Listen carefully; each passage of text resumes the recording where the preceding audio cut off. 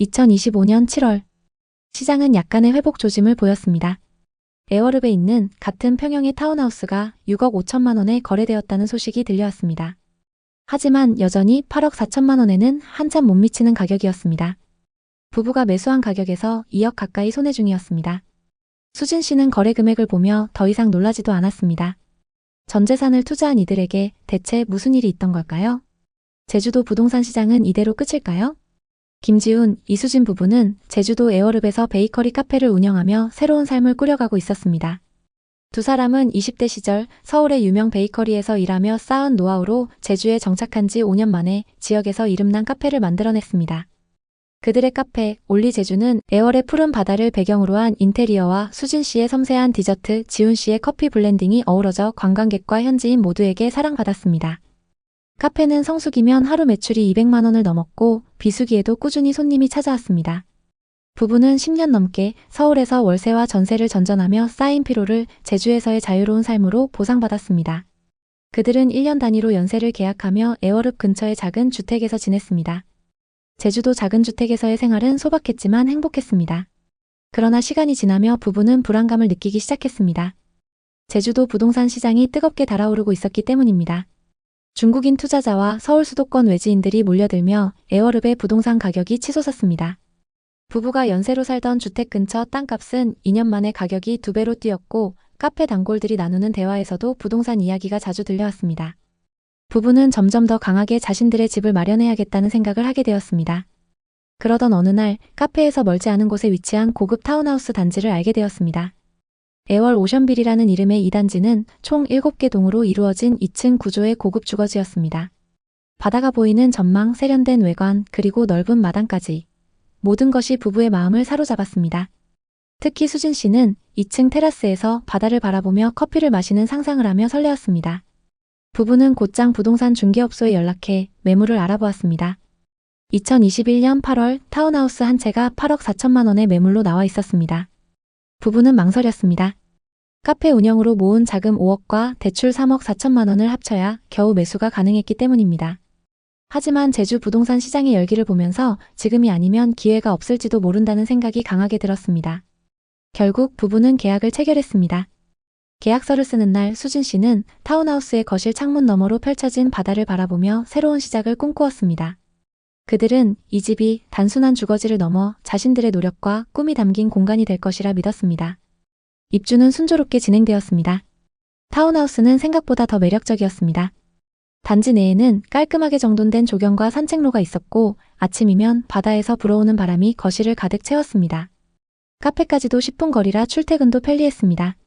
무엇보다 수진 씨는 2층 테라스에서 보내는 시간이 가장 행복했습니다. 그녀는 매일 아침 커피를 마시며 바다를 바라보는 루틴을 만들었습니다. 입주 후 얼마 지나지 않아 놀라운 소식이 들려왔습니다. 뒷동 매물이 9억에 거래되었다는 것이었습니다. 부동산 중개업소에서는 호가가 11억까지 치솟았다는 이야기도 들려왔습니다. 부부는 기뻤습니다. 제주 부동산 시장은 여전히 뜨거웠고 유튜브와 커뮤니티에서는 에어릅이 제주도의 핫플레이스라 불리며 투자 가치가 높다고 떠들썩했습니다.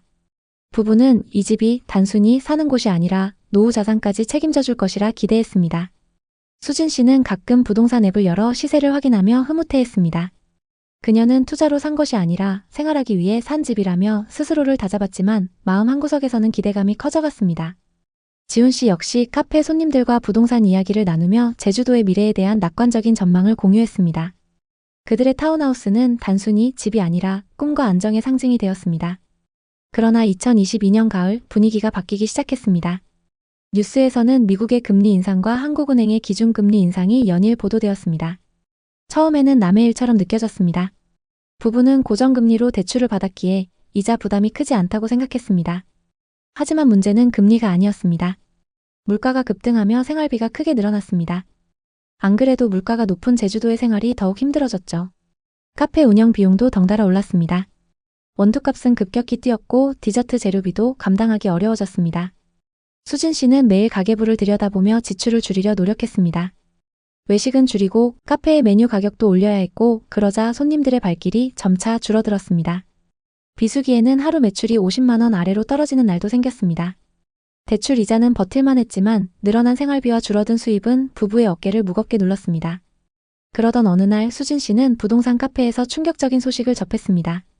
같은 단지, 같은 평형의 타운하우스가 7억에 거래되었다는 기록이 올라와 있었습니다. 불과 1년 만에 1억 4천만 원이 하락한 것이었습니다. 그녀는 믿을 수 없어 중개업소에 전화해 확인했습니다. 하지만 돌아온 대답은 냉혹했습니다. 요즘 제주 부동산이 많이 식었어요. 금리 때문에 거래가 거의 없어요. 수진 씨는 매일 밤 부동산 앱을 확인하며 거래 금액을 들여다보았습니다. 시세는 계속해서 하락했습니다. 2023년 초 같은 동의 타운하우스가 6억 2천만 원에 거래되었다는 소식이 들려왔습니다. 부부가 8억 4천만 원에 매수했던 집이 2억 이상 떨어진 것이었습니다. 수진 씨는 가슴이 철렁했습니다. 그녀는 처음 이 집을 샀을 때의 설렘과 테라스에서 바다를 보며 커피를 마시던 순간을 떠올렸지만 이제 그 기억은 불안으로 덮여 있었습니다. 2023년 여름 상황은 더 악화되었습니다. 같은 단지의 타운하우스가 6억 초반에 거래되었다는 소식이 들려왔습니다. 부부는 이제 더 이상 시세를 확인하지 않으려 했지만 불안은 멈추지 않았습니다. 카페 운영은 여전히 어려웠고 대출 이자와 생활비는 부부의 통장을 점점 갉아먹었습니다. 수진 씨는 밤마다 잠을 이루지 못했습니다. 그녀는 2층 테라스에 앉아 바다를 바라보며 눈물을 흘렸습니다. 바다 뷰가 한때는 꿈의 상징이었지만 이제는 무거운 짐처럼 느껴졌습니다. 그녀는 혼자 중얼거렸습니다. 왜 이렇게 됐을까? 이 집이 우리를 망치고 있어. 지훈 씨는 카페에서 돌아와 아내의 눈물을 보고 가슴이 아팠습니다. 그는 조용히 그녀를 안아주었지만 위로의 말조차 떠오르지 않았습니다. 가격이 7억으로 떨어졌을 때 수진 씨는 카페에서 디저트를 만들다 손이 떨려 재료를 엎지르기도 했습니다. 그녀는 남편 지훈 씨에게 털어놓았습니다. 집값 때문에 집중이 안 돼. 이게 다 무슨 소용이야? 지훈 씨는 야간에 카페를 청소하며 혼자 한숨을 쉬었습니다. 대출 갚느라 평생 이렇게 살다 끝나는 건가? 제주가 천국이라던 게 다 거짓말이었어. 부부는 저녁 식사 중에도 침묵이 길어졌습니다. TV에서 제주도 관련 뉴스가 나오면 채널을 돌렸습니다. 6억 2천만 원까지 하락했을 때 좌절은 절망으로 바뀌었습니다. 수진 씨는 친구들과의 모임을 피하기 시작했습니다. 한때 제주 생활을 자랑하던 그녀는 이제 후회와 자책감에 사로잡혔습니다. 그때 왜 그렇게 자신만만했지? 이제는 좋은 척도 못하겠어. 지훈 씨는 카페 손님들에게 미소를 지으려 애썼지만 속으로는 절망감이 쌓였습니다. 부부는 서로를 탓하지 않으려 노력했지만 가끔 다툼이 일어났습니다. 수진 씨는 울면서 말했습니다. 이 집 때문에 카페 확장도 못해. 우리 꿈이 여기서 끝나는 거야? 지훈 씨는 답답한 마음에 소리쳤습니다. 나도 후회해. 하지만 어쩌라고. 그들의 관계마저 흔들리기 시작했습니다. 수진 씨는 밤이면 테라스에 앉아 하염없이 바다를 바라보았습니다. 그녀는 이 집을 처음 봤을 때의 설렘을 떠올렸습니다. 바다를 보며 커피를 마시던 순간, 카페를 성공시키겠다는 다짐, 그리고 안정된 미래를 꿈꾸던 시간이 주마등처럼 스쳐갔습니다. 하지만 이제 그 바다는 그녀에게 위로가 되지 않았습니다. 너무 섣불리 사버렸어. 그녀는 혼잣말을 하며 눈물을 닦았습니다. 2025년 7월, 시장은 약간의 회복 조짐을 보였습니다. 같은 평형의 타운하우스가 6억 5천만 원에 거래되었다는 소식이 들려왔습니다. 하지만 여전히 8억 4천만 원에는 한참 못 미치는 가격이었습니다. 부부가 매수한 가격에서 2억 가까이 손해 중이었습니다. 수진 씨는 부동산 앱의 기록을 보며 더 이상 놀라지도 않았습니다. 하락은 충격이 아니라 일상이 되었습니다. 어느 날 저녁 부부는 테라스에 앉아 바다를 바라보았습니다. 지훈 씨가 조용히 입을 열었습니다. 우리 그냥 가격은 있고 행복하게 살아보자. 돈이 전부는 아니잖아. 수진 씨는 고개를 끄덕였습니다. 그들은 이 집을 원망하고 싶지 않았습니다. 이유는 단순했습니다. 이곳이 이제 그들의 삶의 터전이었기 때문입니다. 카페는 여전히 어려웠지만 부부는 운영 방식을 바꾸기 시작했습니다. 디저트 메뉴를 간소화하고 지역 주민들을 위한 구독 서비스를 도입했습니다. 손님은 조금씩 늘어났고 매출도 서서히 안정되었습니다. 그들은 외식 대신 집에서 밥을 해먹으며 지출을 줄였습니다. 더 이상 서로에게 우리 집값 얼마야 이런 질문은 하지 않았습니다. 수진 씨는 어느 날 테라스에서 바다를 바라보며 조용히 생각했습니다. 이 집 괜히 산 걸까? 안 샀으면 어떻게 됐을까? 그들은 이 집에서 웃고 울고 고민하고 카페를 운영하며 새로운 꿈을 꾸었습니다. 집값은 하락했지만 삶은 계속되었습니다. 제주도 에어릅의 에월 오션빌 타운하우스는 2021년 8월 8억 4천만 원에 거래되었지만 2023년 초 6억 2천만 원까지 하락했습니다. 2025년 7월에는 6억 5천만 원으로 소폭 회복했지만 여전히 최고점 대비 2억 가까이 낮은 가격이었습니다. 비슷한 사례는 제주도 곳곳에서 나타났습니다. 서귀포시의 한 고급 빌라 단지는 2021년 10억대에 거래되었지만 2025년 현재 7억대로 떨어졌습니다. 제주도 부동산 시장은 2020년, 2021년 뜨거운 열기를 띠었지만 금리 인상과 관광 수요 감소로 빠르게 냉각되었습니다. 에어릅은 한때 제주도의 핫플레이스로 불리며 투자자들의 관심을 끌었지만 2022년 말부터 거래량이 급감하고 가격이 하락했습니다. 2025년 들어 일부 지역에서 회복 조짐이 보였습니다. 그러나 최근 규제가 강화되며 가격 하락이 불가피해 보입니다. 전문가들은 제주 부동산 시장이 2025년 하반기에는 저조한 흐름을 보일 가능성이 높다고 전망했습니다. 제주공항개발과 같은 대형 프로젝트가 일부 지역의 토지 시장을 자극했지만 주거용 부동산은 여전히 위축된 상태입니다. 투자자들은 단기적인 상승보다는 장기적인 관점에서 시장을 지켜봐야 한다는 의견이 지배적입니다. 부동산 시장은 부부의 기대와 달리 빠르게 변했습니다. 제주도는 무조건 오른다. 바다뷰는 안전자산이다. 이런 말에 이끌렸던 부부의 선택은 확신으로 시작되었지만 결과는 달랐습니다. 그들은 팔 엄두도 못 내고 대출 이자를 갚으며 버텨야 했습니다. 하지만 그 집은 단순한 자산이 아니었습니다. 그곳에서 투자 실패를 만회하려 노력하며 새로운 도전을 준비하는 삶의 공간이었습니다. 부동산은 단순한 투자가 아닙니다. 김지훈 이수진 부부처럼 그 집에서 어떤 마음가짐으로 시간을 보내고 어떤 미래를 계획할 것인지가 중요합니다. 고점에서 사서 하락했더라도 그 공간이 가족에게 의미 있는 터전이라면 그것은 투자 이상의 가치를 가질 수 있습니다. 혹시 이와 비슷한 부동산 고민을 하고 계신가요? 여러분의 이야기가 있다면 자유롭게 공유해주세요. 당신의 경험이 누군가에게 큰 힘이 될 수 있습니다. 오늘의 이야기에 공감하셨다면 구독과 좋아요를 눌러주세요. 오늘도 시청해주셔서 감사합니다. 다음 편엔 더 좋은 내용으로 찾아뵙겠습니다. 청주 부동산 시장은 지방광역시를 통틀어서 가장 많이 상승한 지역으로 꼽히는데요. 2019년부터 시작된 상승세는 2022년까지 이어졌습니다. 상호씨가 5억 2천만 원에 매수한 아파트도 금세 5억 5천만 원을 돌파했고 호가는 6억 심지어 7억까지 치솟았습니다. 그 아파트는 지금 어떻게 됐을까요? 2021년 청주의 33평 아파트에 30대 부부인 이상호, 김수연 씨가 살고 있었습니다. 결혼 후 쭉 전세로 살던 집으로 전세금은 2억 5천만 원이었습니다. 그 당시 부부는 인생 최대의 고민에 빠졌습니다. 부부 동반 모임 자리에서 들려오는 부동산 투자 성공담, 특히 분양권이나 아파트 갭 투자로 큰돈을 번 사례들은 그들의 마음을 점점 더 흔들었습니다. 얼마 안 들어갔는데 수익률이 대박이야. 너네도 하나 사. 다들 집 한 채로 인생을 바꿨는데 우리만 이렇게 저축하고 있을 순 없지. 부부는 점점 강하게 확신하기 시작했습니다. 이제 단순히 월급을 모으는 삶에서 벗어나 자산이 돈을 벌어다주는 새로운 방식으로 바뀌어야 한다고 믿었습니다. 상호 씨와 그의 아내는 점점 부동산 투자의 꿈에 사로잡혔습니다. 부부는 매일 저녁 퇴근 후 소파에 나란히 앉아 유튜브를 켜고 부동산 채널을 보며 시간을 보냈습니다. 화면 속 전문가들은 청주시의 미래를 장밋빛으로 그리며 지금이 기회입니다 라고 했죠. 뉴스와 온라인 커뮤니티는 부동산 폭등 같은 헤드라인으로 거의 도배가 됐습니다. 청주시는 개발 호재가 끊이지 않는 곳이었고 일자리와 도심 개발로 많이 주목받았습니다. 부부는 부동산에 대해 깊이 공부하며 꿈을 키워갔습니다.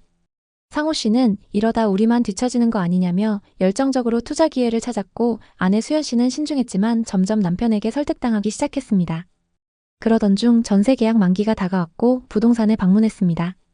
중개사에게 시세를 물어보고 부부는 큰 고민에 빠졌는데요. 전세 시세가 너무 올라서 매매 가격과 큰 차이가 안 났기 때문입니다. 당시 살고 있던 아파트의 33평 매매 시세는 5억 2천만 원, 전세 시세가 4억이었습니다. 부부는 모아둔 현금과 대출을 합치면 전세를 구할 수 있었지만 여기서 고민이 시작되었습니다. 청주는 앞으로도 개발이 계속될 것이고 집값도 오를 텐데 전세와 매매 가격 차이가 1억 2천만 원밖에 안 나면 지금 사는 게 좋을 것 같았죠. 중개사는 말했습니다. 이 돈 주고 전세 사시는 것보단 매매로 사두시면 돈도 벌고 좋죠. 이번 기회에 내 집 마련하시죠. 아내 수연 씨는 집을 사본 경험이 없어 망설였습니다. 혹시 지금 너무 비싼 거 아니야? 그녀는 조심스럽게 물었지만 상호 씨는 단호했습니다. 지금 안 사면 우리만 바보 되는 거야. 청주는 절대로 망할 리 없어. 그는 확신에 가득 찼습니다. 부부는 밤늦게까지 이야기를 나누며 계획을 세웠고 결국 큰 결정을 내렸습니다. 전세를 구하는 대신 내 집 마련에 도전하기로 한 것입니다. 그들의 자산은 현금 1억 4천만 원, 신용대출 2천만 원, 그리고 부모님께 받은 3천만 원으로 총 1억 9천만 원이었습니다. 이 돈을 바탕으로 부부는 전세로 거주하던 청주시 청원구의 아파트를 매수하기로 했습니다.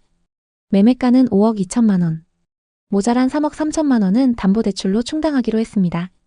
서류를 준비하고 계약서를 쓰는 날 수연 씨는 손이 떨렸지만 상호 씨는 미소를 지으며 이제 우리도 집주인이야 라며 이제 자기만 믿으라고 했습니다.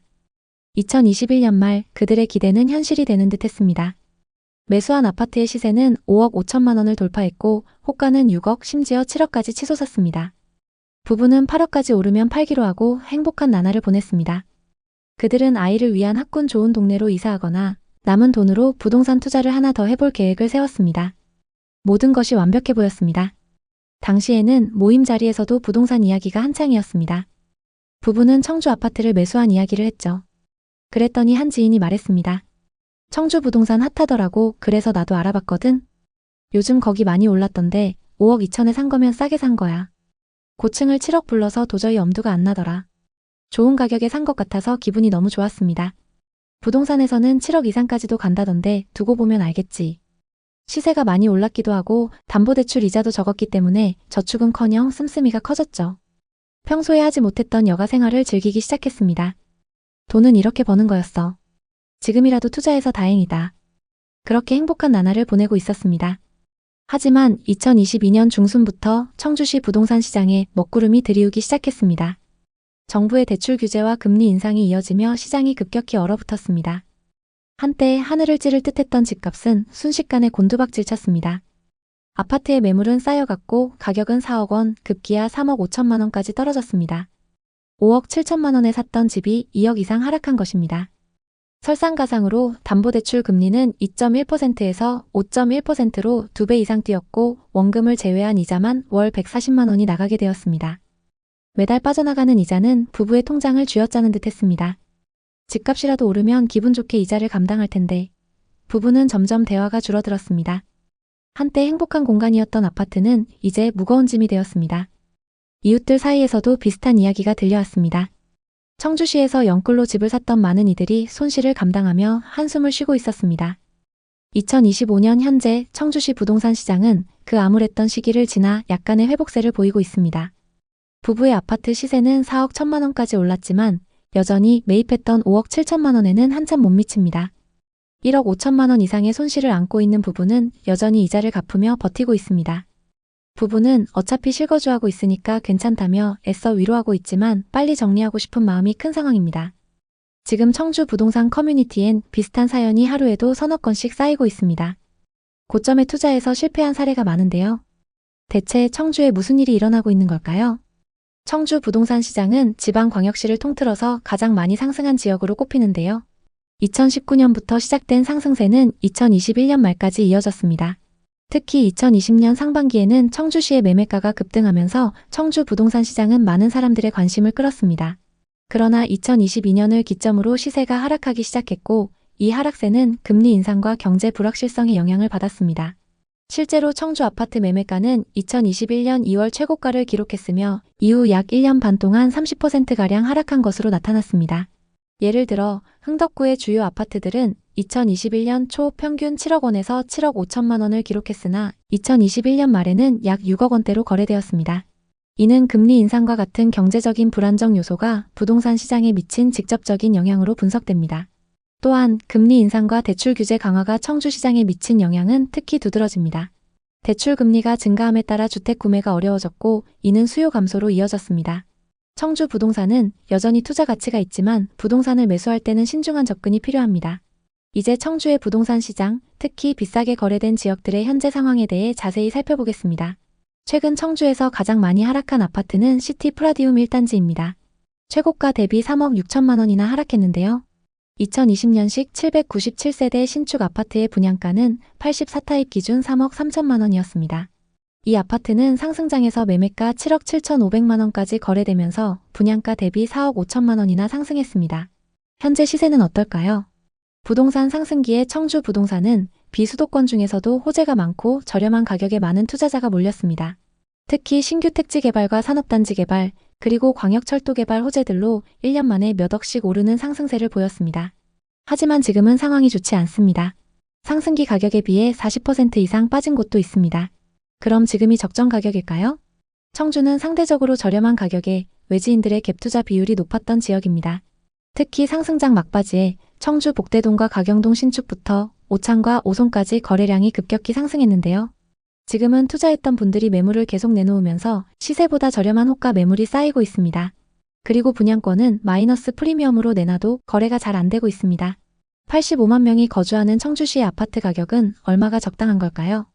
오늘은 청주의 부동산 지표를 분석해보고 현재 아파트 시세가 적당한지 앞으로 더 떨어질지 같이 확인해 보겠습니다. 먼저 7억 9,500만 원까지 거래됐던 오송의 아파트부터 보겠습니다. 흥덕구 오송읍 연재리에 위치한 오송 힐데스하임입니다. 이 아파트는 2010년식 402세대 최고 28층입니다.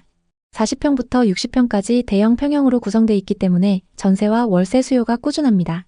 단지 바로 앞으로 오송 호수공원이 위치하고 있고 오송역이 예정되어 있습니다.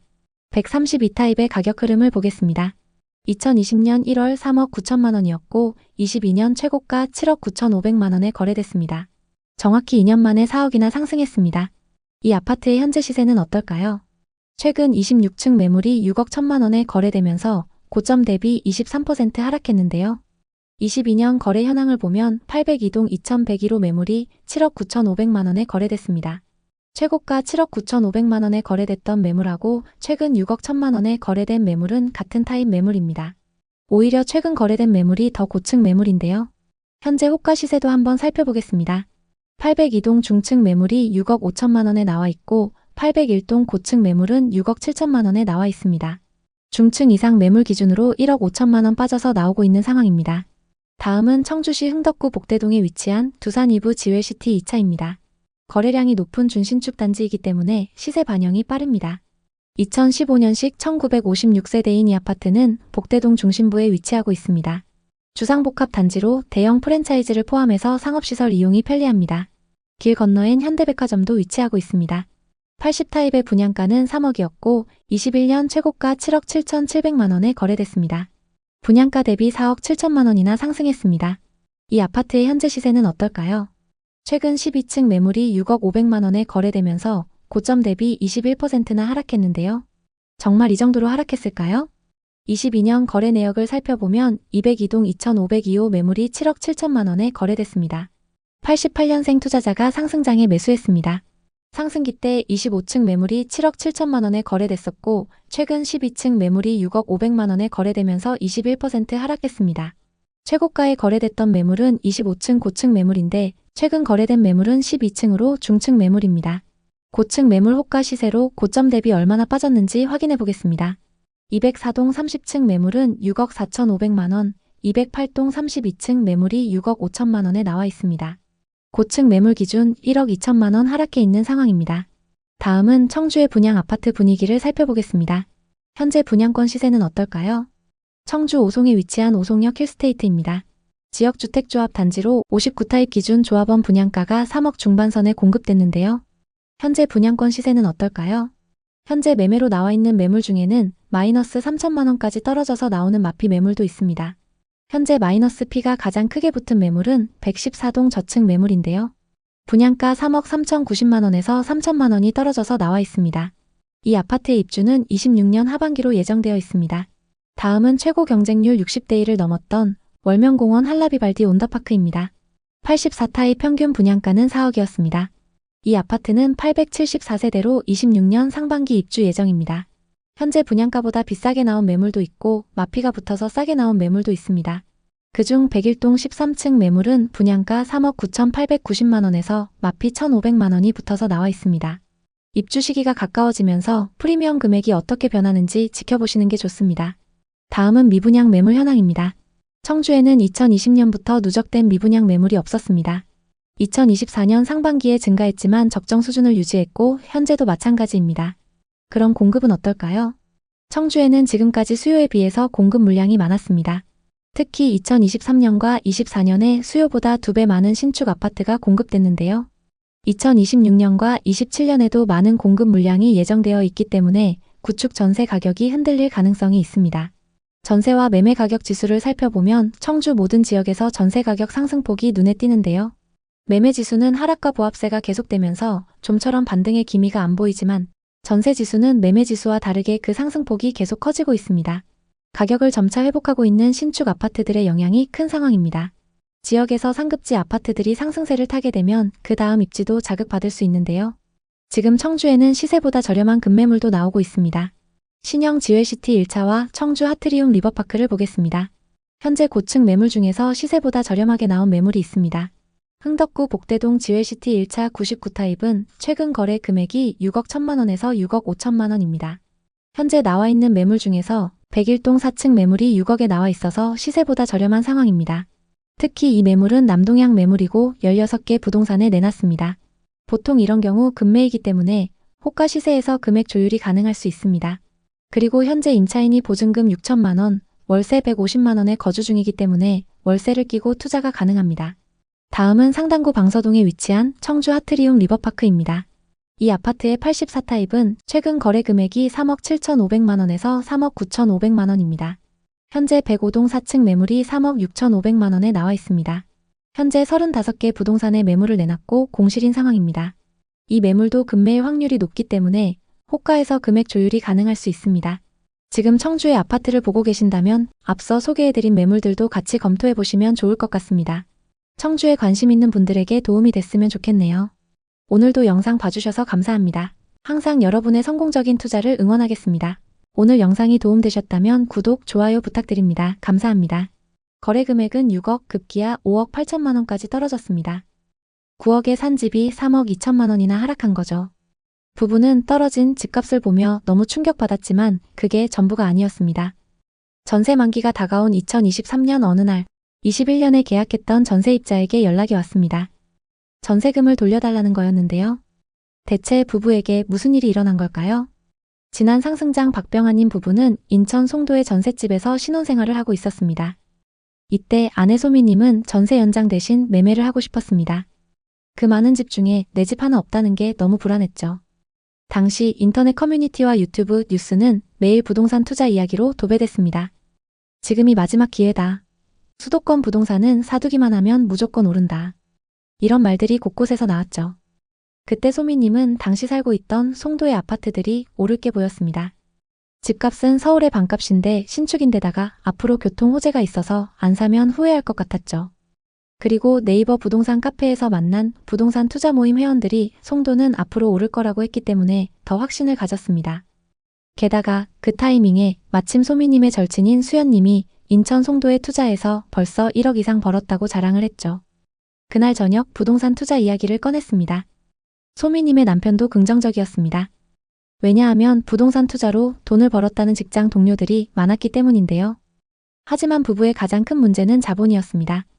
신혼이라 모아놓은 돈도 많지 않았고 월급이 많은 것도 아니었기 때문에 높은 집값을 감당하기에는 무리가 있었죠. 부부는 고민에 빠졌습니다. 고민 끝에 우선 전셋집 대신 월세집에 살면서 전 재산을 투자해서 집을 사기로 결정했습니다. 집값이 오를 걸 생각하면 부담스럽지 않았습니다. 물론 많지 않은 월급으로 매달 월세를 낸다는 게 쉬운 결정은 아니었지만 당시에는 일단 집을 사두기만 하면 돈을 벌게 보였기 때문에 좋은 선택이라고 생각했습니다. 그렇게 전셋집을 정리하고 전세금과 모았던 돈을 합쳐 현금 2억 2천만 원에 신용대출 5천만 원, 부모님께 받은 돈 3천만 원까지 총 3억을 모았습니다. 이 돈으로 부부는 인천 송도에 매물을 계약했습니다. 2017년식 26평 아파트로 송도 글로벌파크 바로 앞에 위치한 단지였죠. 매매가는 9억, 전세는 6억으로 갭 3억이었습니다. 소액 투자 컨설팅으로 갭 투자의 성공 사례를 많이 봤기 때문에 큰 걱정은 없었습니다. 또 당시에는 송도에 전세와 대출을 최대한 끌어서 사는 레버리지 투자 방식이 유행이었죠. 아파트를 계약하면서 앞으로 오를 거란 기대에 행복했습니다. 집을 산 지 한 달 만에 부부가 계약한 송도의 아파트가 9억 2천만 원에 거래됐습니다. 거의 몇 달치 연봉을 한 달 만에 번 셈이었죠. 매일 저녁 부동산 커뮤니티에 올라오는 글과 시세를 보며 행복한 나날을 보냈습니다. 앞으로 집값이 계속 오를 것 같아. 12억 정도 가면 팔자. 부부는 시세 차익을 보고 다음 투자할 계획을 세웠습니다. 하지만 그 행복도 잠시 곧 부동산 시장이 급격히 나빠졌습니다. 치솟았던 가격은 급격히 하락했고 거래는커녕 문의도 없었죠.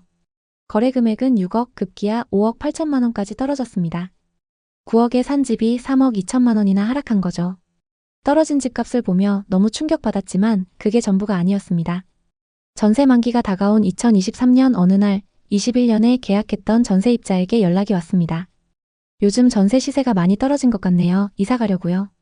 전세 시세는 이미 4억대 중반까지 하락한 상황이었습니다. 6억에 계약했던 시세가 1억 이상 하락한 거죠. 시세에 맞게 전세금을 조율하기로 했고 전세입자에게 돌려줄 1억 5천만 원이 필요했습니다. 1억 5천만 원의 갭을 메우기 위해 신용대출을 받고 부모님께 손을 벌렸습니다.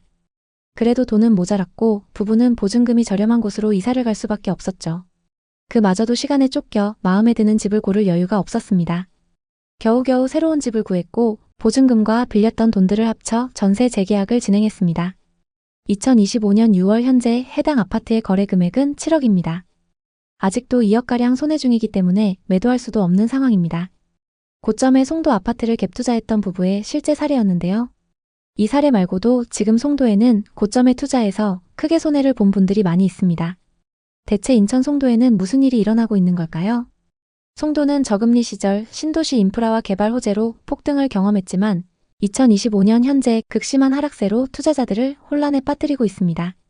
최고가에 거래됐던 거래 사례를 살펴보겠습니다. 송도 더샵퍼스트월드는 송도의 핵심 입지인 센트럴파크에 자리 잡은 대단지입니다.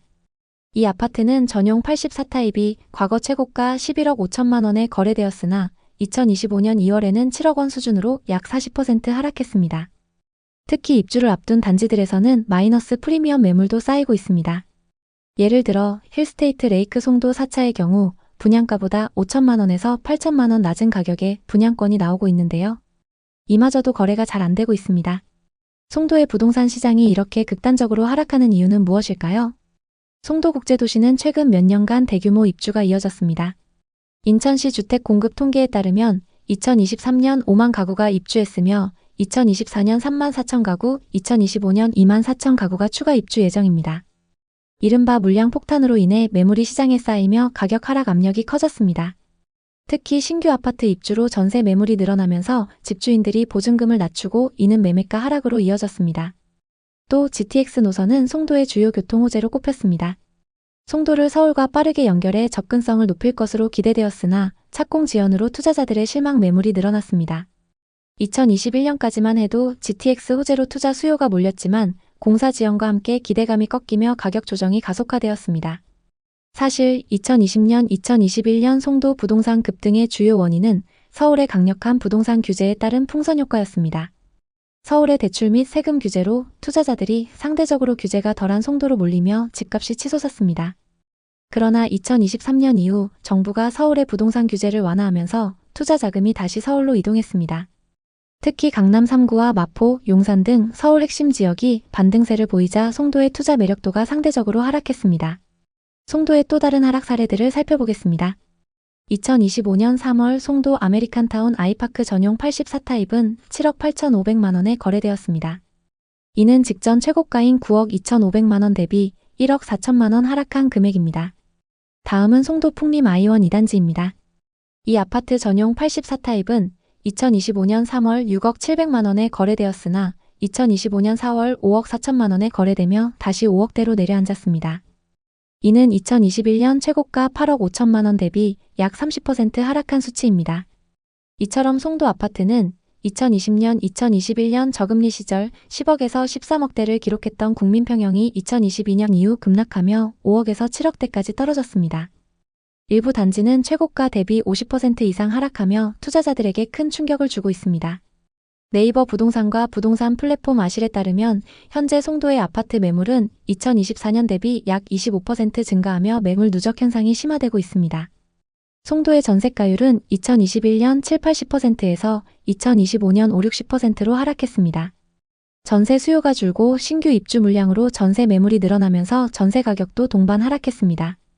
일부 신규 단지에서는 분양가보다 낮은 가격에 거래되는 마이너스 프리미엄 사례가 속출하며 신규 분양 시장에도 악영향을 미치고 있습니다. 송도 내에서도 지역별 양극화가 뚜렷합니다.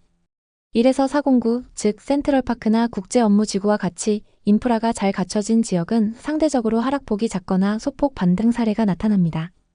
예를 들어 송도 센트럴파크 푸르지오 전용 84타입은 2024년 7월 9억 4천만 원에서 2025년 4월 11억으로 1억 6천만 원 상승했습니다. 반면 609, 809 등 신규 개발 지역은 과도한 공급과 교통 인프라 미비로 하락폭이 큰 상황입니다. 송도는 여전히 개발 중인 도시로 장기적으로 인프라 확충과 가치 상승 가능성이 있지만 약점도 명확합니다. 가장 큰 리스크는 과도한 공급입니다. 2025년, 2026년 대규모 입주 물량은 단기적으로 가격 상승을 억제할 수 있습니다. 또 신축 분양권이 마이너스 프리미엄으로 나오고 있는 상황도 좋지 않습니다. 신축 아파트가 분양가보다 저렴하게 나오는데도 거래가 안 되는데 구축 아파트는 더 심하겠죠. 송도는 탄탄한 실수요가 있다고 강조하시는 분들도 있습니다. 서울에서 주거 비용이 너무 오르다 보니 발전 가능성이 크다는 송도로 이주해 온 분들도 많고 송도국제학교나 대학을 비롯한 교육 인프라를 선호하는 분들도 많습니다. 그러나 문제는 저금리 시절 지나치게 대출을 이용한 경우 금리 인상을 감당하지 못하고 금매를 던지는 사람들이 속출할 수 있다는 점입니다. 실제로 2022년 하반기부터 2023년에 걸쳐 송도에 급매물이 나온 사례가 많습니다. 매수자들이 현금이 부족해서 대출을 받으려고 해도 금리가 높아 망설이고 그 사이 매물이 계속 축적되면서 가격이 더욱 빠졌습니다. 그렇다면 지금이 곧 바닥인지 아니면 더 빠질 가능성이 있는지 이런 질문이 자연스럽게 나오게 됩니다. 최근 서울 일부 지역, 특히 강남 3구나 마포 용산 일대가 다시 오름세를 보였다는 소식이 전해지면서 이제 그 여파가 송도까지 번져 곧 다시 상승하지 않겠냐고 기대하는 분도 있습니다. 하지만 전문가들은 규제 완화로 서울은 일부 반등이 일어난 반면 송도는 여전히 매수 심리가 얼어붙어 있어 회복을 장담하기 어렵다고 지적합니다. 송도 부동산 시장을 단기적으로 보면 추가 하락할 가능성이 높습니다. 다만 장기적으로 보면 반등할 가능성도 있는데요. 우선 서울 수도권 상급지의 부동산 시장이 지속적으로 반등하면 송도에도 긍정적 영향을 미칠 수 있습니다. 또 GTX 노선 공사가 빠르게 진행되거나 추가 개발 호재가 현실화되면 수요가 회복될 수 있습니다. 만약 송도의 실거주 목적이라면 1에서 409의 입지가 좋은 단지를 우선 고려하되 장기 거주 계획을 세우시는 게 좋습니다. 투자 목적이라면 GTX 등 호재의 진행 상황을 자세히 점검해야 합니다.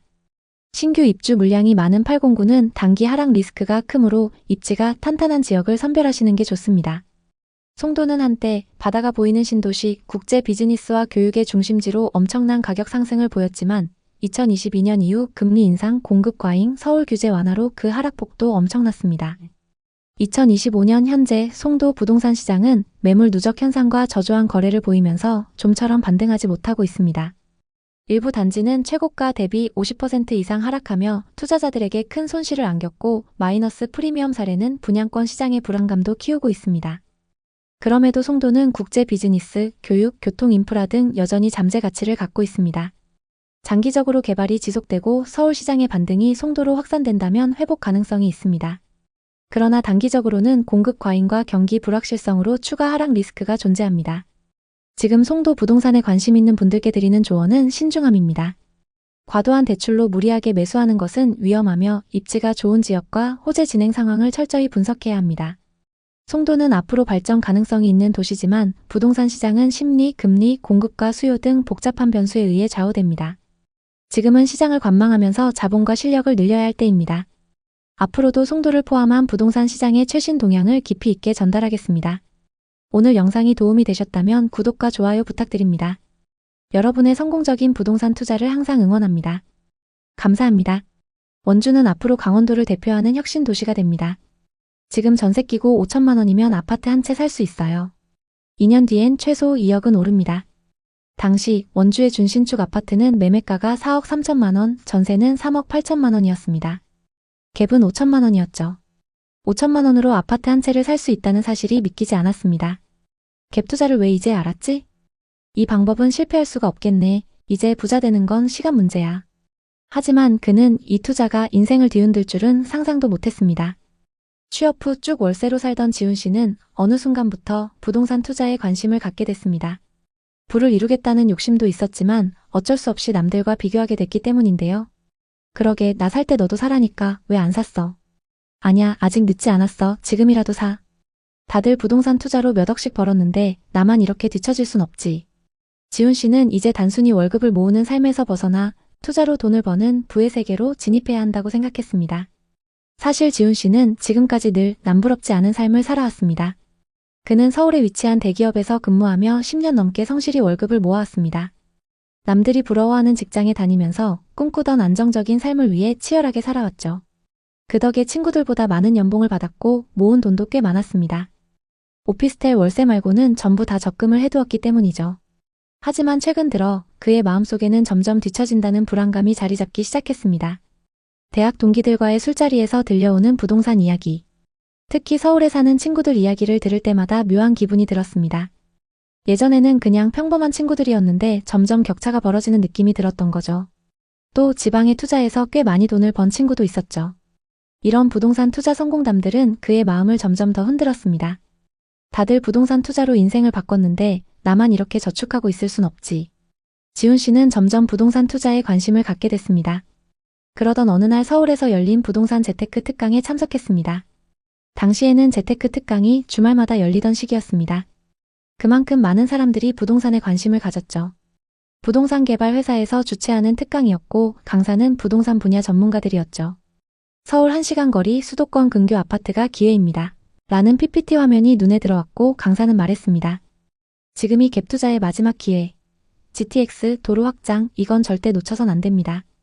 지훈 씨는 서울 강남의 오피스텔에서 매달 월급의 70% 이상을 저축했기 때문에 시드머니가 꽤 있었습니다. 하지만 서울 아파트 가격은 이미 그의 월급으로는 꿈도 꾸기 어려운 수준이었죠. 이대로라면 평생 집 한 채 못 사겠구나 라는 불안이 그의 마음을 짓눌렀습니다. 그러던 중 부동산 강사의 말 한마디가 그의 투자 심리를 자극했습니다. 지금 갭투자로 종잣돈을 늘리고 2년에서 4년 뒤 서울에 내 집을 마련하세요. 지훈님은 결심했습니다. 그래, 갭투자라면 나도 할 수 있어. 지훈님은 수도권 근교, 특히 경기도 외곽이나 강원도 원주와 춘천을 위주로 매물을 살펴봤습니다. 서울에서 그렇게 멀지 않고 저렴한 지역들이었죠. 그는 주말마다 부동산 중개업소와 분양 홍보관을 돌며 정보를 모았습니다. 한 중개업소 직원이 자신감 넘치는 목소리로 말했습니다. 원주는 앞으로 강원도를 대표하는 혁신 도시가 됩니다. 지금 전세 끼고 5천만 원이면 아파트 한 채 살 수 있어요. 2년 뒤엔 최소 2억은 오릅니다. 원주 준신축 아파트는 매매가가 4억 3천만 원, 전세는 3억 8천만 원이었습니다. 갭은 5천만 원이었죠. 매물을 기록해두고 그 다음 주엔 춘천을 찾았습니다. 춘천의 한 아파트는 매매가 3억 2천만 원, 전세 2억 7천만 원으로 갭이 5천만 원이었습니다. 이 정도면 지금 당장 두 채나 가능하겠어. 지훈님은 즉시 움직였습니다. 그는 그동안 저축한 돈이 꽤 있었기 때문에 투자금 1억을 바로 만들 수 있었습니다. 진짜 돈 모아두길 잘했다. 이제 이 돈으로 나도 부동산에 투자해서 돈 좀 벌어보자. 이제 저축은 끝이다. 이를 기반으로 원주와 춘천에 각각 한 채씩 총 2채의 아파트를 갭투자로 계약했습니다. 평균 실투자금은 한 채당 5천만 원이고 전세 기간도 각각 2년 조건이었습니다. 계약서를 쓰는 순간 지훈님은 내가 드디어 부동산 투자자가 됐다는 생각에 가슴이 벅찼습니다. 2022년은 지훈님에게 뭐든 잘 되는 해였습니다. 그 시기 강원도 부동산 시장은 가장 핫했고 그의 투자 아파트들은 가격이 치솟았습니다. 원주의 아파트는 5억 7천만 원의 거래가 기록되었고 춘천 아파트도 4억 8천만 원까지 올랐습니다. 1억을 투자해서 1년 만에 2억을 번 셈이었죠. 수익률은 무려 200%였습니다. 지훈님은 매일 부동산 앱에서 시세를 캡처하며 행복했습니다. 그는 친구들과의 술자리에서 이렇게 자랑하곤 했습니다. 개발만 완료되면 이 아파트들 최소 8억은 간다. 내가 계산 다 해봤어. 친구들은 부러워했고 지훈님은 확신에 차 있었습니다. 다음 계획은 이 아파트들로 시세차익 4억을 만들고 서울 강북에 30평대 아파트를 살 거야. 마치 부동산 고수가 된 것 같은 느낌이었고 심지어 유튜브 채널을 열어 투자 노하우를 공유할까 고민하기도 했습니다. 하지만 어느 순간 금리 인상으로 전세와 매매 금액이 동반 하락하기 시작했습니다. 전세 대신 월세가 늘어났고 그에 따라 지훈님이 계약한 아파트들의 전세 시세도 급락했습니다. 원주 아파트의 전세입자가 전세금 5천만 원을 낮춰달라고 요구했고 춘천 아파트는 새 세입자를 찾는데 2달이 걸렸습니다. 고금리 대출로 5천만 원을 겨우 구해 원주 아파트는 전세 재계약을 진행했지만 춘천 아파트는 공실 위기가 다가왔습니다. 아파트를 담보로 대출을 받으려고 했지만 대출 규제에 막혀 대출이 불가능했습니다. 전세를 월세로 전환하려 했지만 월세 수요도 미미했습니다. 하는 수 없이 매입한 가격에라도 처분하려고 했죠. 하지만 3억 2천만 원에 매수한 아파트 가격은 2억 9천만 원까지 떨어져 있었습니다. 지훈님은 답답한 마음에 부동산에 방문했습니다. 중개사가 말하길. 급매로 내놔도 전화 한 통 오지 않아요. 지금 춘천은 매수자가 거의 없어요. 파시려면 호가를 더 낮춰야 할지도 모릅니다. 이 말에 그는 망연자실했죠. 그동안 저축했던 돈이 모두 날아가는 기분이었습니다. 회사 일이 도저히 손에 잡히지 않았고 스트레스를 풀기 위해 매일 술을 마셨습니다. 그는 밤마다 부동산 앱을 켜고 아파트 시세를 확인하며 불안과 후회에 잠겼습니다. 내가 왜 그때 무리하게 갭 투자를 했을까? 욕심이 화를 부른 건가? 춘천의 구축 아파트는 생각했던 분위기와 완전히 달라져 있었습니다. 거래는 뚝 끊기고 매물은 점점 쌓였죠. 그러던 중 한 부동산에서 2억 8천만 원까지 내리면 바로 계약하겠다는 사람이 있다고 연락이 왔습니다. 눈물을 머금고 4천만 원이나 손해보면서 매도를 결정했습니다. 결국 갭 투자로 시세 차익을 보려던 계획은 완전히 틀어졌고 처음 투자했던 금액보다 더 큰 손실을 안게 됐습니다. 강원도 부동산 시장은 대체 어쩌다 이렇게 됐을까요? 급등기의 원주와 춘천 시장을 이해하려면 당시 지역을 대표하던 단지들의 가격 흐름을 살펴보는 게 가장 확실합니다. 다음은 당시 고점을 찍었던 두 단지의 사례입니다. 춘천 롯데캐슬입니다. 입주 시기는 2015년이고 전용 면적 154타입이 10억 9천만 원까지 거래됐습니다. 춘천에서 최초로 10억 원을 돌파한 사례로 지역 언론이 앞다퉈 보도하며 화제가 됐습니다. 춘천에도 이런 가격이 가능하다는 상징적 거래였죠. 이 단지는 남춘천역 인근에 위치하며 롯데캐슬이라는 브랜드와 대단지 프리미엄을 앞세워 상승기를 주도했습니다. 당시 투자자들은 춘천이 서울처럼 변한다는 부푼 기대를 품었고 이 단지는 그 기대에 정점을 보여줬습니다. 다음은 원주 더샵 센트럴파크입니다. 입주 시기는 2021년이고 전용 면적 84타입이 2021년 7월 5억 9천만 원까지 거래됐습니다. 입주 직후 지역 최고가를 기록했습니다. 이 단지는 원주의 새로운 대장이라고 불리면서 투자 열풍을 이끌었습니다. 앞서 살펴본 두 개 단지는 2020년, 2021년 원주와 춘천의 상승기를 주도하는 아파트였습니다. 하지만 이후 조정장에서 엄청난 하락을 기록했습니다. 2022년부터 원주와 춘천 부동산 시장은 급격히 냉각되기 시작했습니다. 아파트 가격이 30% 이상씩 빠지기 시작했는데요. 2020년 2%대였던 주택담보대출 금리가 순식간에 5, 6%대로 치솟았습니다. 특히 갭 투자자들은 대부분 변동금리 대출을 이용했기 때문에 이자 부담이 두세 배로 늘어나는 충격을 받았습니다.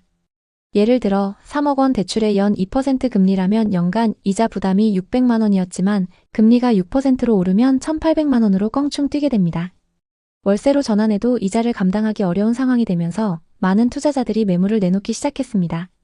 또 일부 시행사들이 땅값만 올려놓고 착공을 미루는 바람에 미분양 매물이 쌓였습니다. 원주에서는 혁신도시와 무실지구를 중심으로 미분양 물량이 눈에 띄게 늘었고 이는 시장의 기대감을 떨어뜨리는 요인이 되었습니다. 가장 큰 타격은 바로 호재의 지연이었습니다. 원주와 춘천의 부동산 열풍을 이끌었던 GTX 연장 논의는 정거장 위치와 노선 확정이 늦어졌고 착공 시점은 매년 뒤로 밀렸습니다. 여기에 첨단산업단지 같은 대규모 개발 프로젝트도 지연되면서 기대감이 빠르게 식었습니다. 공공기관 이전, 상업시설 유치, 문화시설 조성 등도 계획 대비 2, 3년씩 늦어졌습니다.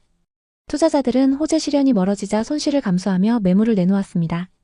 2025년 4월 기준 원주와 춘천의 주요 단지들은 고점 대비 30%가량 하락했습니다.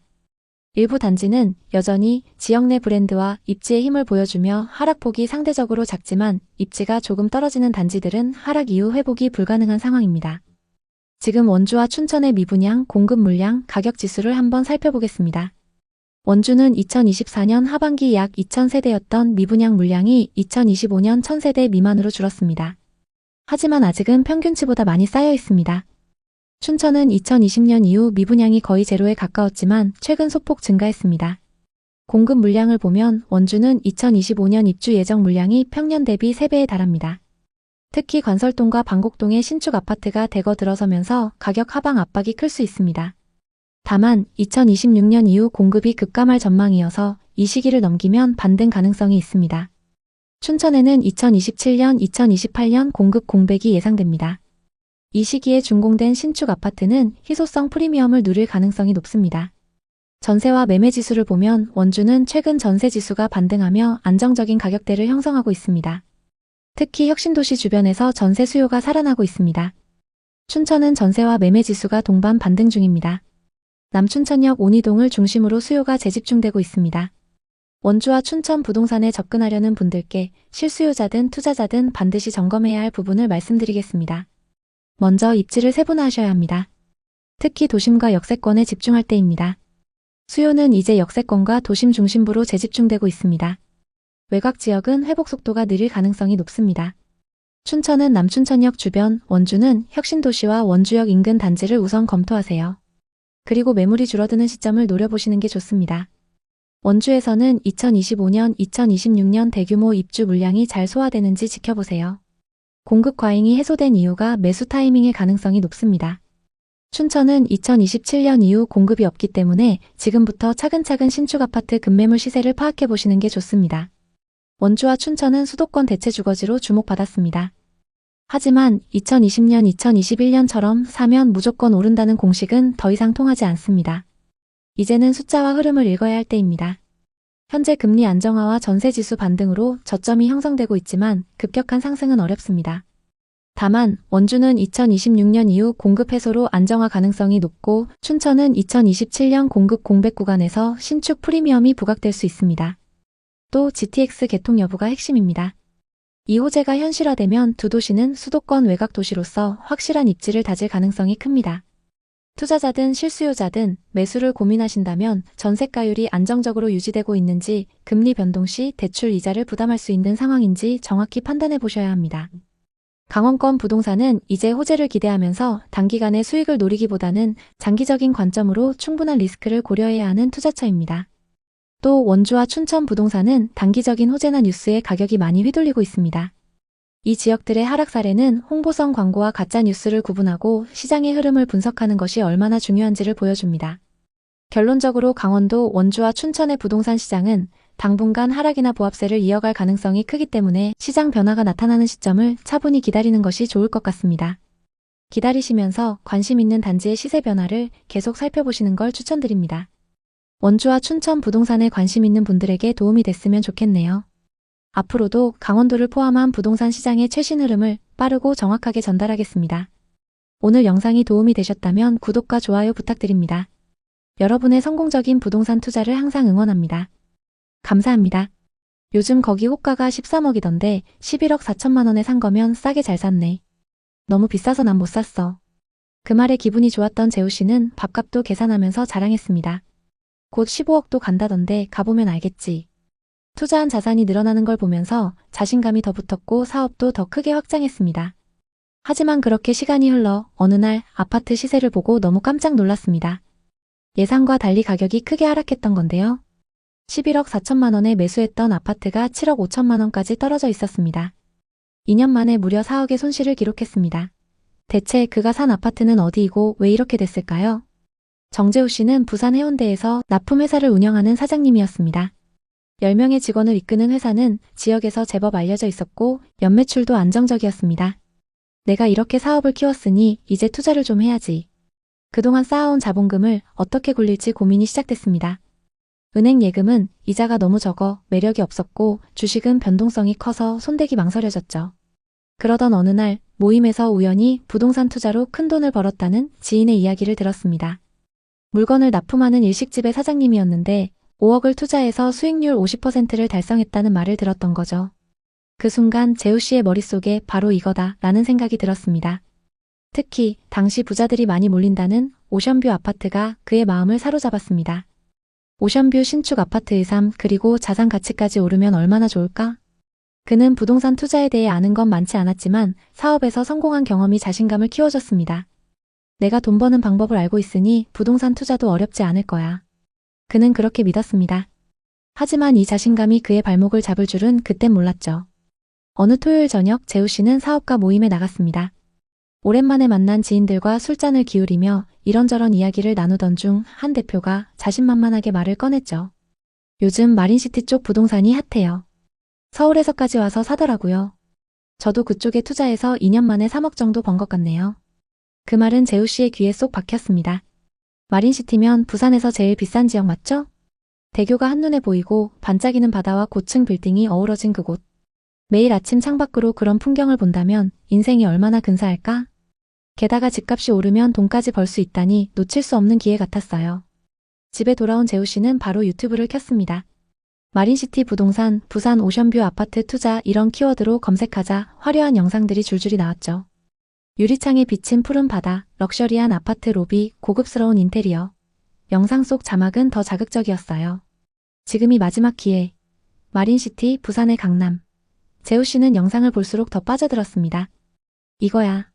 이거면 내 인생도 한 단계 업그레이드 되는 거야. 그는 밤늦도록 부동산 관련 블로그를 읽고 유튜버들이 추천하는 투자 지역을 메모했어요. 마린시티 아파트는 부산의 랜드마크로 서울은 물론 외국인 투자자까지 몰리고 있다는 이야기가 많았죠. 재우 씨는 점점 확신에 차올랐습니다. 부산 바다가 보이는 집은 다르다니까. 이건 실패할 수가 없어. 그 주 주말 재우 씨는 서둘러 마린시티 근처 부동산으로 향했습니다. 부동산엔 다양한 매물 리스트가 있었습니다. 중개사는 재우 씨를 보자마자 친절하게 매물을 소개했습니다. 마린시티는 신축 아파트도 좋지만 구축을 사두시면 더 투자 가치가 있습니다. 곧 재건축을 하게 되면 저쪽 신축 단지들보다 더 비싸질 거예요. 다른 직원도 자신감 넘치는 목소리로 말했죠. 사장님, 이 매물은 진짜 마지막이에요. 아직 구축이라 신축 아파트들보다 저렴하고 투자 가치가 더 높습니다. 재우 씨는 마지막이라는 말에 마음이 급해졌습니다. 역세권에다가 앞으로 재건축이 되면 저 새 아파트들보다 더 비싸진다는 말. 그는 머릿속으로 고민에 빠졌습니다. 그래도 새 아파트를 사는 게 낫지 않을까? 재건축 언제 될지도 모르는데. 중개사는 계속 재우 씨를 설득했어요. 사장님 같은 분이 딱 어울리는 매물이에요. 재건축은 무조건 됩니다. 집으로 돌아와 해당 아파트를 검색해봤죠. 각종 블로그나 기사에서도 재건축 얘기가 한창이었고 결국 재우 씨는 확신을 갖게 됐습니다. 그는 마린시티에 96년식 재건축 호재가 있는 아파트를 계약하기로 했습니다. 23평의 매매 가격은 11억 4천만 원, 전세는 3억이었죠. 사무소를 나오며 재우 씨는 뿌듯했습니다. 재건축만 되면 몇 억은 금방이야. 계약 후 몇 달 뒤 지인들과의 모임에서 또 부동산 이야기가 한창이었습니다. 재우 씨는 마린시티 쪽 재건축 아파트에 투자한 이야기를 했죠. 그랬더니 한 지인이 말했습니다. 내가 얼마 전에 거기 가봤거든. 요즘 거기 호가가 13억이던데 11억 4천만 원에 산 거면 싸게 잘 샀네. 너무 비싸서 난 못 샀어. 그 말에 기분이 좋았던 재우 씨는 밥값도 계산하면서 자랑했습니다. 재건축만 되면 15억도 간다던데 가보면 알겠지. 투자한 자산이 늘어나는 걸 보면서 자신감이 더 붙었고 사업도 더 크게 확장했습니다. 그는 새 창고를 임대하고 배달 차량도 2대 추가했죠. 그러던 어느 날 계약했던 부동산에서 연락이 왔습니다. 사장님, 전세입자가 연락 왔는데 나가고 싶다네요. 요즘 전세 시세가 많이 떨어져서 그런 것 같아요. 재우 씨는 당황했지만 시세에 맞게 조정하기로 했죠. 처음에 3억이었던 시세가 2억 3천만 원까지 떨어졌고 7천만 원을 돌려줬죠. 사업 확장에 돈을 투자했던 재우 씨는 겨우 자금을 맞출 수 있었습니다. 임차인에게 돌려주고 나니 재우 씨의 통장은 텅 비어버렸어요.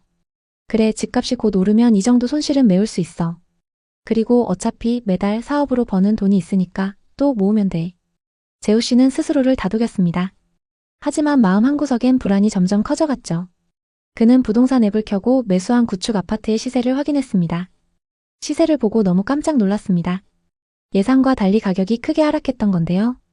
11억 4천만 원에 매수했던 아파트가 7억 5천만 원까지 떨어져 있었습니다. 2년 만에 무려 4억의 손실을 기록했습니다. 2023년부터 부산 부동산 시장이 급격히 안 좋아졌던 겁니다.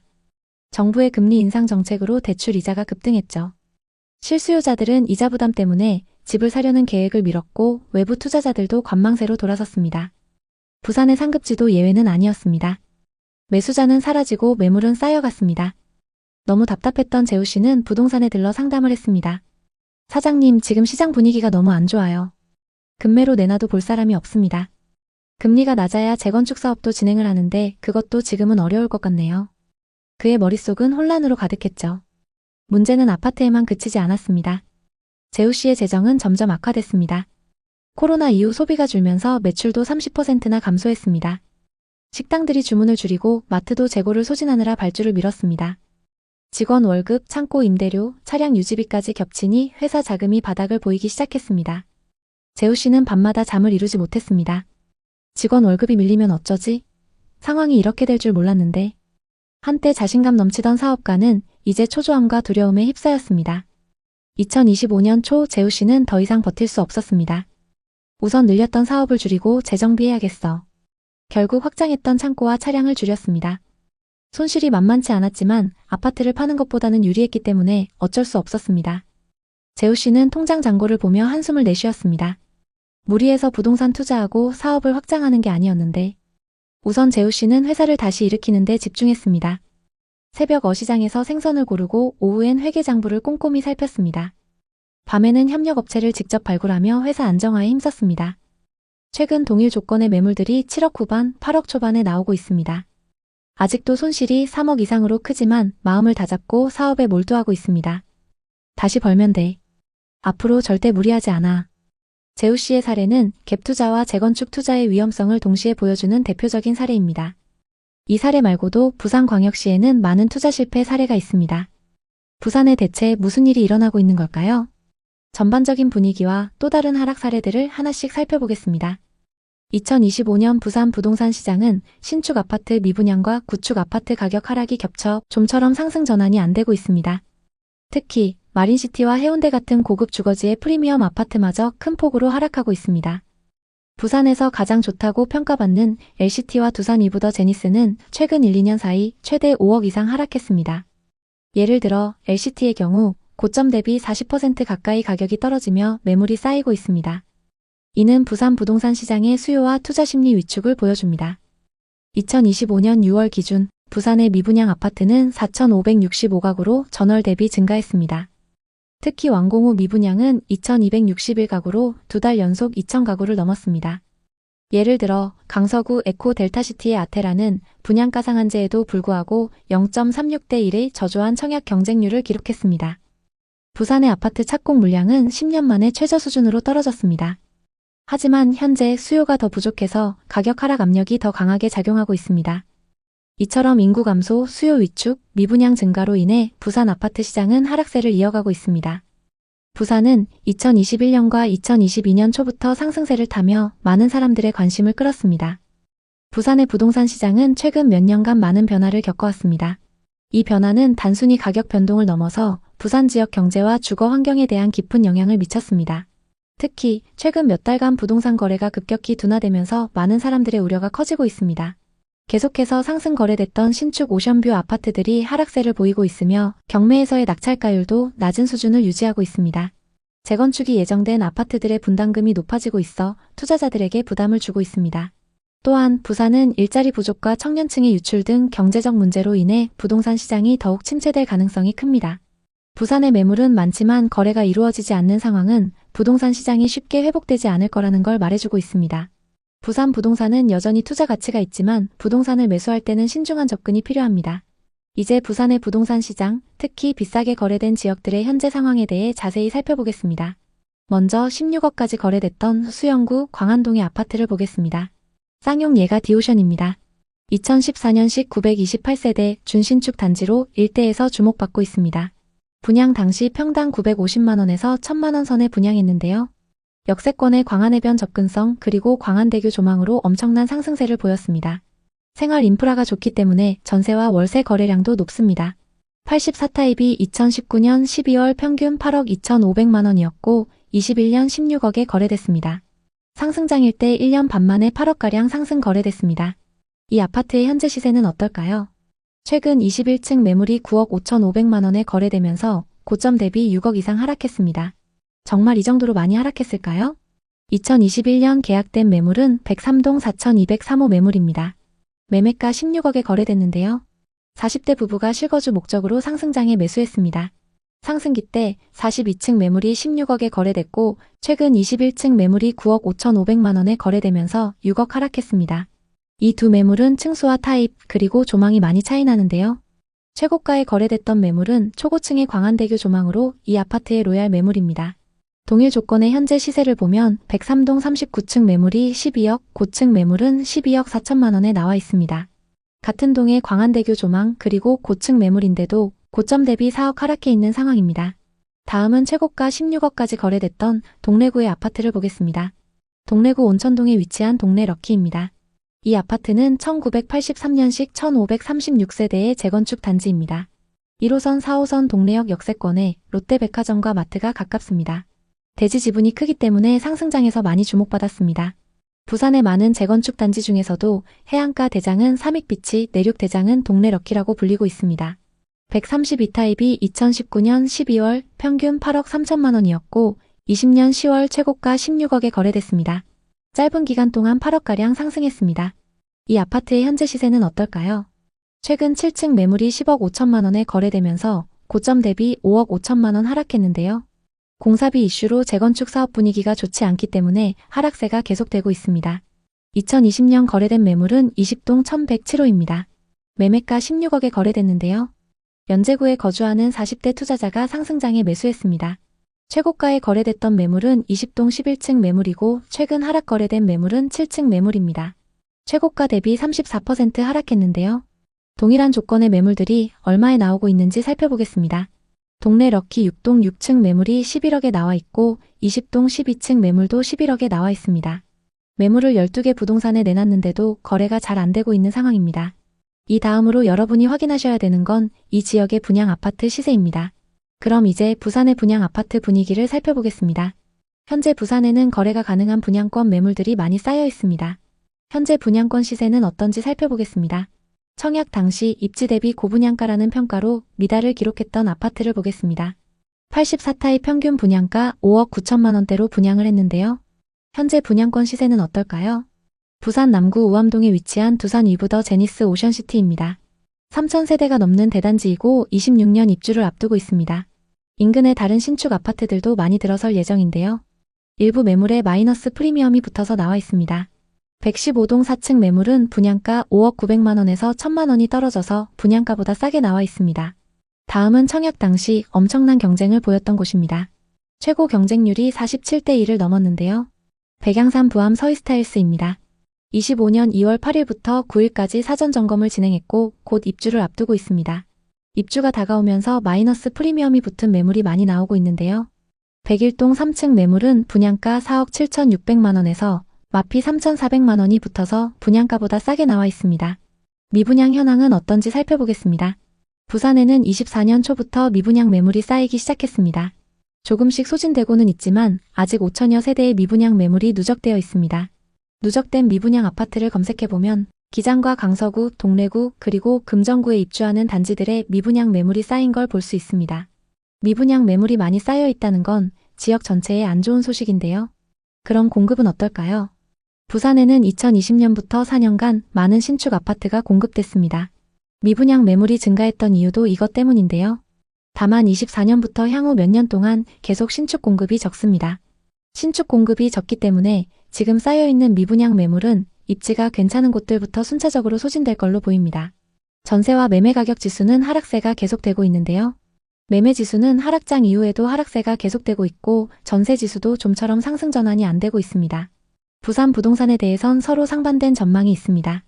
해운대는 서울 강남처럼 한정된 입지이니 꾸준히 오른다는 전망도 있고 인구가 줄어들고 경제가 죽어가는 와중에 무슨 수로 오르겠나라는 전망도 있습니다. 어느 쪽이든 미래를 100% 맞출 순 없지만 공통된 사실은 미분양이 많다는 것, 그리고 최근 몇 년 새 최고점 대비 30% 이상 하락했다는 점입니다. 분명 저점보다 소폭 반등하는 구간이 올 수도 있지만 그 폭이 예전처럼 높지 않을 가능성이 큽니다. 여러 전문가들이 얘기하듯 금리나 경기 그리고 부산시의 인구, 정책 방향을 종합적으로 봐야 합니다. 부산이든 다른 도시든 자신이 감당할 수 없는 대출로 뛰어들었다가는 후회할 가능성이 큽니다. 일단 지금 같은 시기에 적금을 하며 자금을 모으고 시장 흐름을 공부해보는 것이 훨씬 안전합니다. 나아가 집을 고를 때도 싸다고 다 좋은 게 아닙니다.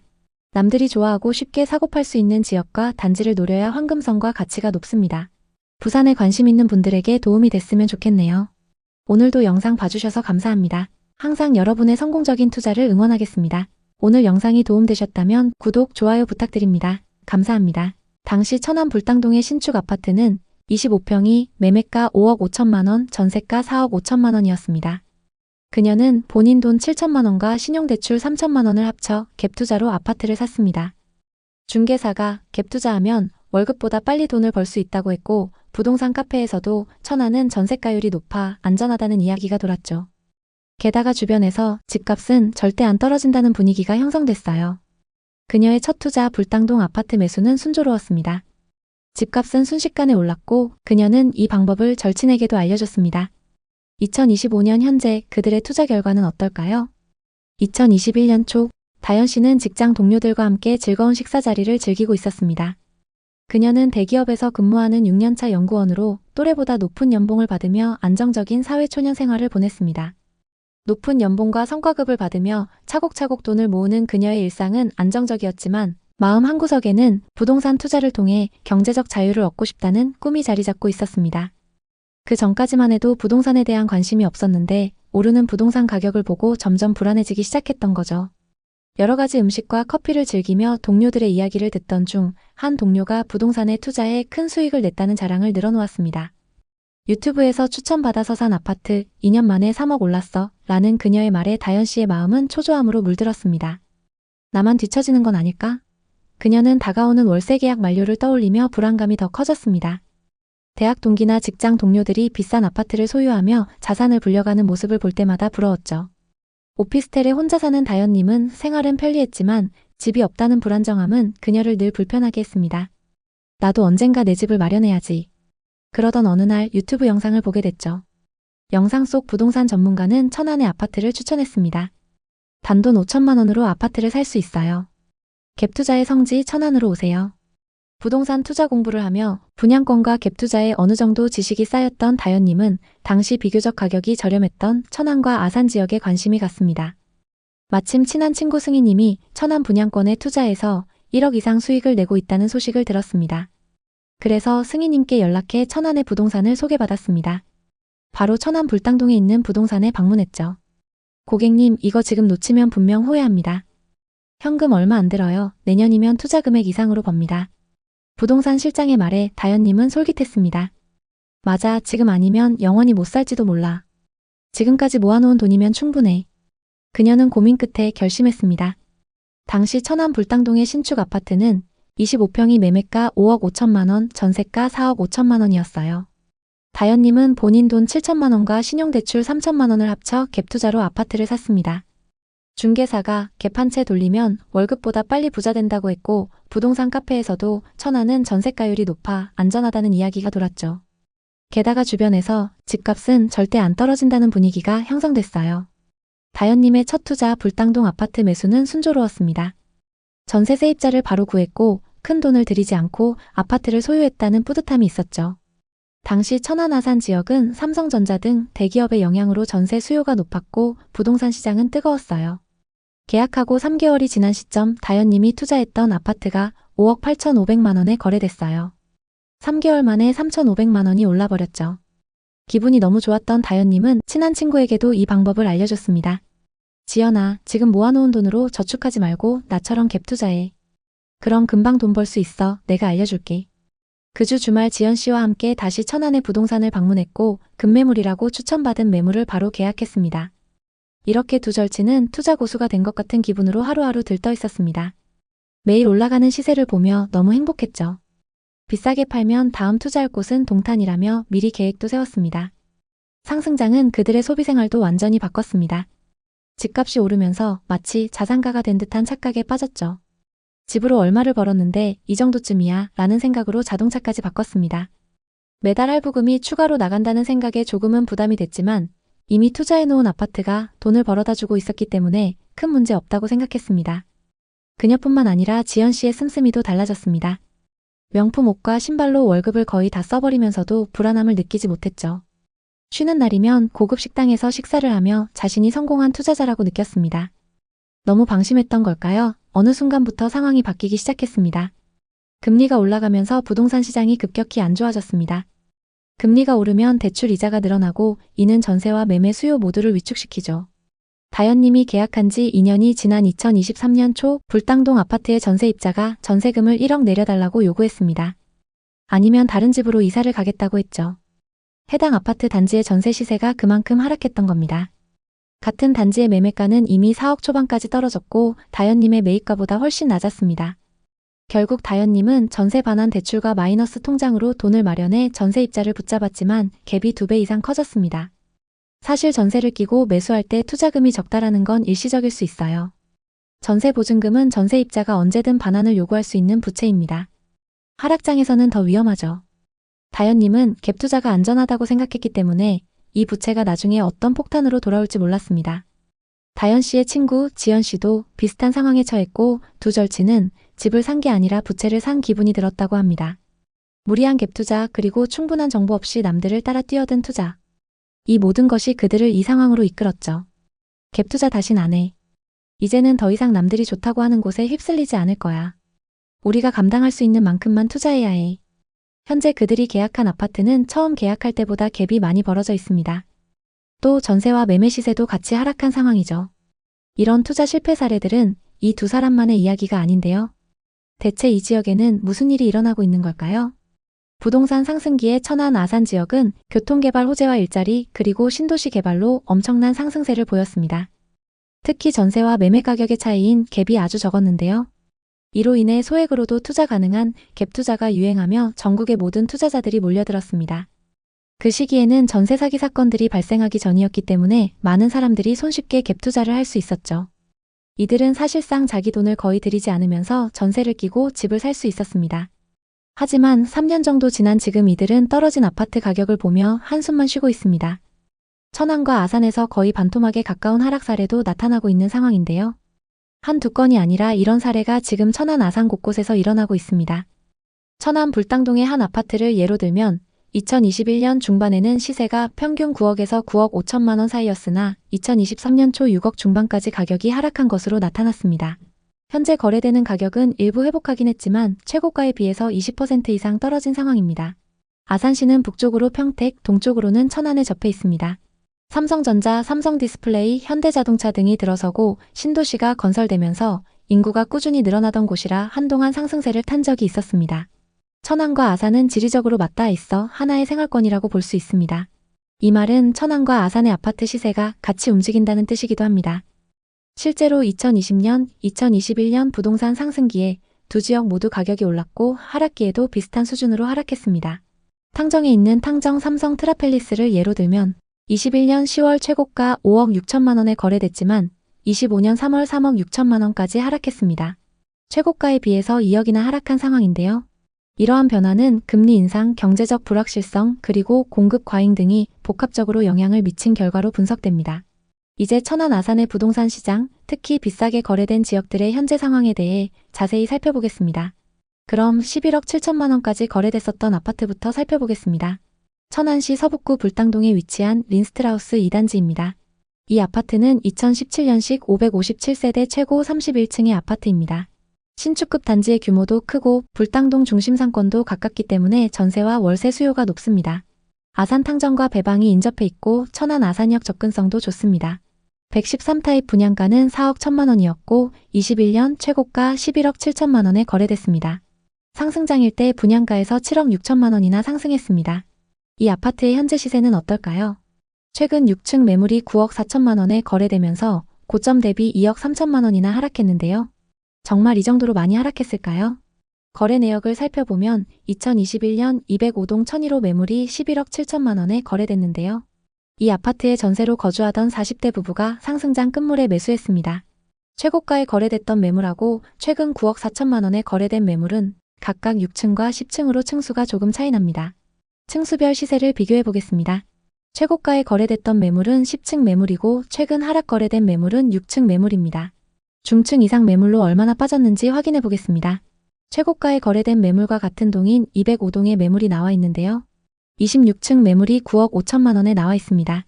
최고가 대비 2억 2천만 원가량 저렴하게 나와 있습니다.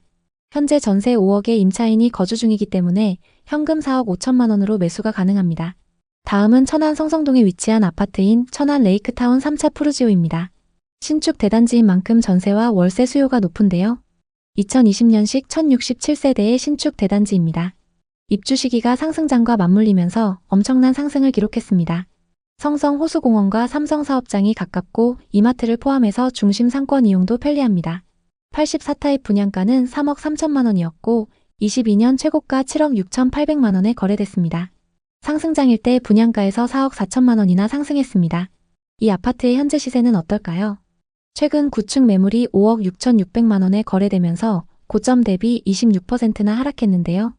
거래 내역을 살펴보면 2022년 305동 2201호 매물이 7억 6천8백만 원에 거래됐습니다. 60대 투자자가 실거주 목적으로 상승장에 매수했습니다. 상승기 때 22층 매물이 7억 6천8백만 원에 거래됐고 최근 9층 매물이 5억 6천6백만 원에 거래되면서 2억 하락했습니다. 현재 84타입 301동 26층 매물이 5억 7천만 원에 나와 있습니다. 10개 부동산에 내놨는데요. 고층 매물 기준 고점 대비 아직 2억 정도 하락해 있는 상황입니다. 다음은 천안과 아산의 분양 아파트 분위기를 살펴보겠습니다. 현재 천안과 아산에는 거래 가능한 분양권 매물들이 많이 쌓여 있는데요. 현재 분양권 시세는 어떤지 살펴보겠습니다. 먼저 천안의 분양 아파트부터 보겠습니다. 청약 당시 고분양가 논란으로 미달을 기록했던 힐스테이트 두정역입니다. 84타입 평균 분양가 5억 4,800만 원대로 분양을 했는데요. 현재 분양권 시세는 어떨까요? 1호선 두정역 인근에 위치한 단지로 997세대이고 곧 입주를 앞두고 있습니다. 인근에 25년 입주하는 단지들이 있어서일까요? 대부분 매물에 마이너스 프리미엄이 붙어 있습니다. 현재 84타입 매물 중에는 분양가에서 3,500만 원까지 하락한 마피 매물이 있습니다. 105동 16층 매물이 분양가 5억 4,300만 원에서 3,500만 원 떨어져서 나와 있습니다. 다음은 아산입니다. 청약 당시 99타입을 제외하고 미달을 기록하면서 흥행에 실패했던 한신 더유입니다. 이 단지는 아산 중심부에서 벗어난 입지에 들어설 예정입니다. 그래서인지 현재 대부분 매물에 마이너스 프리미엄이 붙어서 나오고 있습니다. 25년 하반기 입주 예정인데요. 현재 104동 7층 84타입 매물은 분양가 4억 600만 원에서 마피 2,500만 원이 붙어서 분양가보다 싸게 나와 있습니다. 이어서 미분양 현황입니다. 천안에는 24년 하반기에 미분양 매물이 쌓였다가 점차 소진됐는데요. 현재 적정 수준 이하의 매물이 누적되어 있습니다. 아산에는 23년 이후 미분양 매물이 쌓이기 시작했습니다. 최근 조금 감소하긴 했지만 아직 1,600세대 이상의 매물이 쌓여 있습니다. 앞서 살펴본 분양권에 마이너스 프리미엄이 붙어 있는 이유를 알 수 있을 것 같습니다. 그럼 공급은 어떨까요? 천안에는 2023년과 2024년 수요보다 많은 신축 아파트가 공급됐습니다. 다만 26년과 27년에는 적정 수준으로 공급될 예정인데요. 현재 누적되어 있는 미분양 매물도 거의 없기 때문에 입지가 좋은 곳부터 상승할 가능성이 있습니다. 아산에는 27년까지 수요보다 많은 아파트가 공급될 예정입니다. 현재 누적되어 있는 미분양 매물이 소진되려면 시간이 꽤 걸릴 것 같습니다. 전세와 매매 가격 지수는 천안 서북구와 아산의 전세 지수가 눈에 띄는데요. 매매 지수는 좀처럼 반등의 기미가 안 보이지만 전세 지수 상승폭이 커지고 있습니다. 전세 가격 상승폭이 커지면서 매매 가격과 격차가 좁아지고 있는 상황입니다. 다만 천안 동남구의 경우 전세 가격이 상승하다가 하락세로 접어들었는데요. 이 지역은 전세 가격 흐름을 조금 더 지켜보시는 게 좋습니다. 천안과 아산은 인프라가 좋아질 가능성이 높아서 더 하락하기보다는 일정 시점에 반등할 거라는 전망도 있습니다. 반대로 아직 하락장이 끝나지 않았고 2026년쯤 돼야 금리나 경기 흐름이 안정되지 않겠냐는 의견도 많습니다. 매수 우위 지수도 매우 낮은 수준이라는 평가가 있는데 쉽게 말해 현재는 집을 살 사람보다 파는 사람이 훨씬 많은 상황이라는 뜻입니다. 당분간 이러한 기조가 바뀌지 않는다면 집값이 빠르게 오르기는 어렵다고 봐야겠습니다. 그렇다고 해서 이 하락이 영원히 지속되지 않을 가능성도 있습니다. 지금도 누군가는 이 가격이면 싸다고 판단해 매수에 나설 수 있기 때문인데요. 하락 속에서 하나둘씩 거래가 살아나고 매수자가 늘어나면서 거래량이 반등하면 그때가 하나의 바닥 신호가 될 수 있습니다. 과거 하락장이었던 시기를 보면 거래량이 늘어난 뒤에야 가격이 오르는 걸 볼 수 있습니다. 결국 지금 중요한 것은 충분한 여유자금과 장기적 시야를 갖고 접근하는 것입니다. 지금 당장 매수의 단기 차익을 기대하기는 어려울 수 있지만 어쩌면 2, 3년 후 반등을 고려하고 준비한다면 남들보다 싼 가격에 내 집을 마련할 수도 있습니다. 천안 아산에 관심 있는 분들에게 도움이 됐으면 좋겠네요. 오늘도 영상 봐주셔서 감사합니다. 항상 여러분의 성공적인 투자를 응원하겠습니다. 오늘 영상이 도움되셨다면 구독, 좋아요 부탁드립니다. 감사합니다.